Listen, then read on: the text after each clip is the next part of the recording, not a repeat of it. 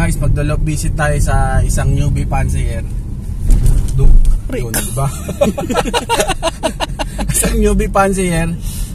Dito tayo sa may ano bang lugar to? San Jose del Monte, Minuyan eh, no? Minuyan. Diretso? Kaliwa. O, diba? Guard. Kasi Utol, hindi mo nasundan. Hindi ko nasundan kasi nga nakapokus ako sa ano. Hello, paepal.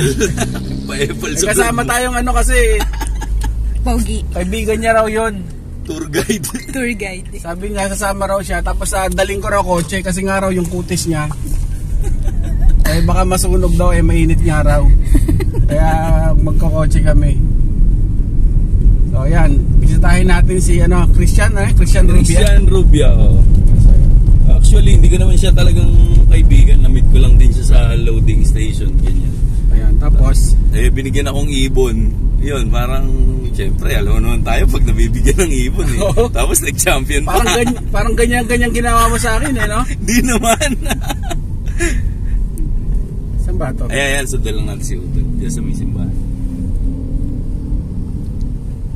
Saan may simbahan yan? Kanan? Ayan. Sabi ni Utol lang niya yun, nakikotse ah.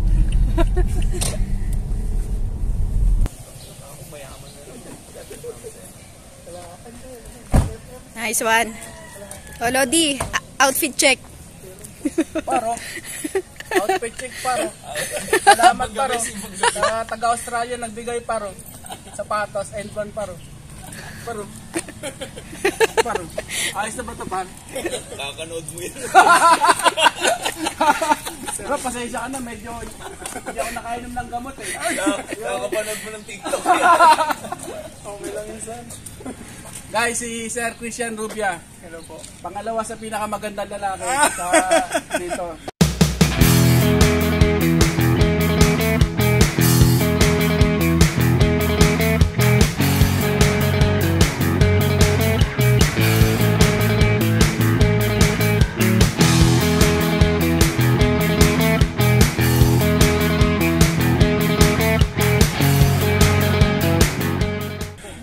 Pangatlo, pang-apat. Saan? Sa uli? Saan lock mo bro? Ay, ayun ba? Tara. Ano po tayo? May jeep. Ito, hindi. Pasensya naman ang bibig yung bahay. Walang problema, parang yan tayo ng bahay.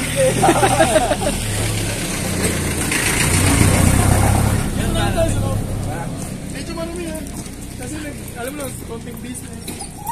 Sana all may business. Ayun yung Aling Crising. Yung business. Pansiteria. Aling Crising Pansiteria. Konti lang daw mga yan.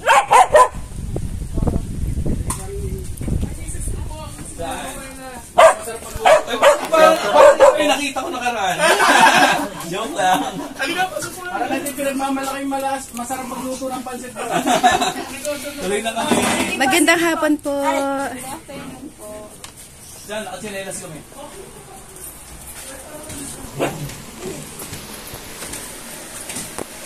Aray ko. Oh, may manok ka rin dyan? Sa tatay ng misis ko. Hindi ako nagmamanok. Pasok mo kayo, pasok. Pasok na siya bro. Opo, no bar right choice. Ang lalaki naman ng steps. Ito yata. Ito nga. Daming trophy yan? Lahat. Nanay niya. Nanay ni Pigil, Vandenbroek, Solano. Ito yun na. Ano to?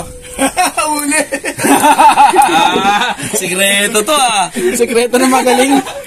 Ganito lang pala ginagawa mo. Kaya na ito. Para paras tayo gumagawa. Bawang.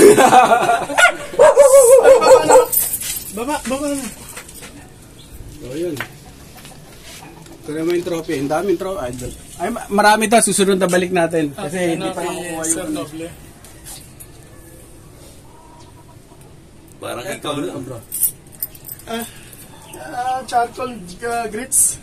Grits nilalagay mo charcoal. Charcoal po siya. Charcoal na chelated? grits. Oo, parang ano. Nabibili na, naka-ready na. Charcoal siya mismo. Actually, gumagamit po ako ng charcoal talaga. Grits siya na... Uling. Grits siya na... Na may charcoal, na merong parang ano... Baka chelated yung pino na. Yung chelated nga yan.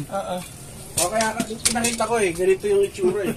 Kasi maganda sa ano nila yun, digestive. Digestion. Kasi ako dati, dahil may insulated charcoal, dati sa Healing Galing ba yun? Yung pinagbibila namin dati. Pagka, Healing Galing ba yun siya? Pagka may masama yung tiyan mo, kumukulo, o masama, inom lang ako 2-3 piraso nun eh, tapos eh. Oo. Kaya maganda rin sa kalapati charcoal. Ganyan kayo team yung charcoal guys. Ang hirap maging tour guide. Napagdidiskitan. Kasi alam niyo ba yung kulay na ano dapat. Kaya nga. Tingnan mo yung charcoal, di naman itim na itim eh. Oh, ma-brown nga eh. Parang ganito lang, no? Oh, yan, no. Parang ganun lang. Parang ganun lang. Maselan pa yan, ayaw magmotor, gusto kotse. Siyempre. Yung kutis nga kasi, parehas kaming umiiwas sa ano eh, kutis porcelain. Hindi naman nagkakalayo, bro. Oo nga, konti lang. Huwag tayo tatabi kay Christian. Ganti maghahalata tayo. Maitim na lang, sir. Eto, mga pang ano mo na to, bro? BBCM po, pang YB, pang laro sa BBCM. Bagong hango, bagong harvest. Ayan guys, kung nakakuha kayo ng bagong ano, may nabibili sa Shopee, may nabibili, no? Sa Lazada. O saan ka bibili ng chelated? Chelated? Oo. Sa mga poultry. Sa poultry meron din. Meron po. Sa mga malalaking mga poultry. Sa Palmera, bro. Palmera yan galing. Yun nga. O yung, samahan nyo na dun sa grits para kasama na dun sa tutukay nila yung charcoal. So yung iba, ako dati ginagawa ko, nagdidikdik lang talaga ako. Ako rin nagdidikdik din na. Kasi nga, di ba, pagka mahirap Asin. lang. Pag mahirap lang, bilhin ako 5 piso. Dikdik ko na lang to. So yun, tas lalagay mo lang sa kulungan, tapos yung lalagyan ng asin. No? Tama po. Opo. So yun, okay. Kaya lang, nasabi na natin, sikreto. Dito naman sa ano bro, wala namang wala tayong... ano kasi, at the end of the day, bloodline at bloodline pa rin yung magdidikta. Correct. Kung ano yung mangyayari sa sa dulo. Tama po. So, sa sistema, halos lahat tayo pare-pares na ginagawang sistema, di ba? Halos po. usog ka rito bro. Yan. Huwag masyado kasi nakikita yung pagkakaiba.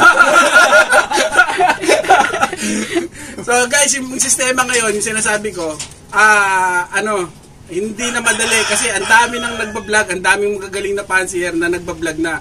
So pili na lang kayo doon kung ano yung angkop para sa inyo. Ay lagi ko sinasabi, depende yan sa sa antas ng buhay natin. Kung kagaya namin na hindi naman talagang sobrang nakakaangat, pwede tayo dito sa sa mga herbal, sa paganyan-ganyan na singgaling pero dising mahal eh. Oo, tama. So yung kung kukunin natin yung mga mamahal na hindi baka titigil lang tayo sa pag-iipon kasi nga malaki yung gastos. Correct po, tama po.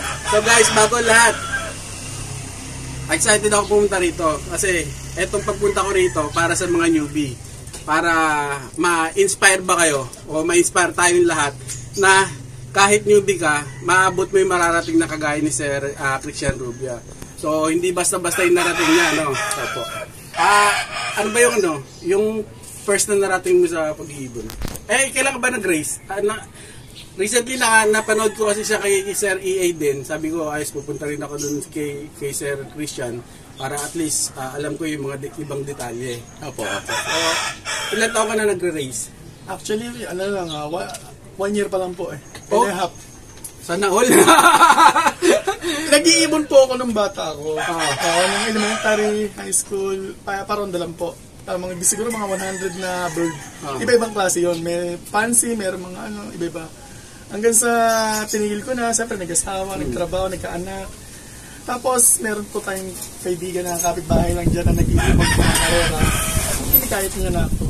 Na mag-race. Opo. Excited ako na pumunta rito. Hindi naman kasi kung sa sistema rin, ang dami ko ng sistema na i-share sa inyo, share sa mga magkabigating fancier, mga sistema nila hanggang sa sistema na sinasabi ko, marami ng sistema. Ang gusto ko lang parating sa inyo, newbie fancier to, 1.5 years, naglilipad, pero yung achievements, maganda. Gusto ko lang kayong ma-inspire sa istorya ng pagkakalapati ni Sir Christian. So, yung natapos tayo kanina sa nung nagkakalapati ka. So, yun. So, yun nga po, nung bata ko, hilig ko talagang kalapate. So, tumigil, nag-asawa. And then, ito na nga po, meron tayong kapitbahay na naglalaro sa mga malilit na club na pinatesting naman sa akin, sinubukan ko rin naman. Yun nga lang, yung mga experience ko noon, dahil hindi ko pa naiintindihan kung paano magkalapate talaga. Dahil kada laro ko, training pa lang, siguro mga 3 beses pa lang sa training, umiikot na agad yung ulo. Lahat ng mga lahat ng mga panlaro ko, ibinigay sa akin ng kapitbahay namin. Yun nga. So, nagtataka ako bakit umiikot nga yung ulo. Yung pala, kailangan pala nating hindi lang maglaro, basta maglaro. Yung pala, meron mga herb or something, mga gamot na tinatawag nila or mga vaccine or something na ganun, na yun nga, na kailangan talagang gamitin ng mga ibon. So kasi dati kasi wala namang ganyan-ganyan eh. So ngayon, talagang kailangan magbakuna 1 month bago i-affect sa loob. Tapos at least mga 3 weeks o 2 weeks bakunahan na bago magsakay sa truck. So ganun yung ginawa mo. Oo, ganun yun sa akin. Dahil, kumbaga nanonood lang din ako sa mga YouTube. Sistema nila, yung mga malalaking, mga manlalaro sa PHA, pinapanood ko talagang, tinututuan ko, nililista ko pa yung bawat. Ngayon, inuunti-unti ko siya, parang pinuputol-putol ko lahat ng mga players, si Sir Tommy, si Sir Jay, si Yap, sila, Rayso, talagang inuunti-unti ko yung mga sinasabi nila. James Yap? James. si Joseph Yap. si Yap yung... si Warden. Malaking club sa PHA. Si Ega Yap. Yun, si Ega Yap. Yun lang, natutuwa lang ako kasi hindi ko akalain na mag-second overall ako. Eto ba, in-expect mo ba yung ganitong Kasi yung balita ko, yung ibon mo, pakalat-kalat lang, nahuli nga lang daw ng bata yun. Tapos, bigla na lang parang nilaro. Magaling pala yung ibon, parang gano'n. What's up, mga ibon? Please like, share, subscribe, and don't forget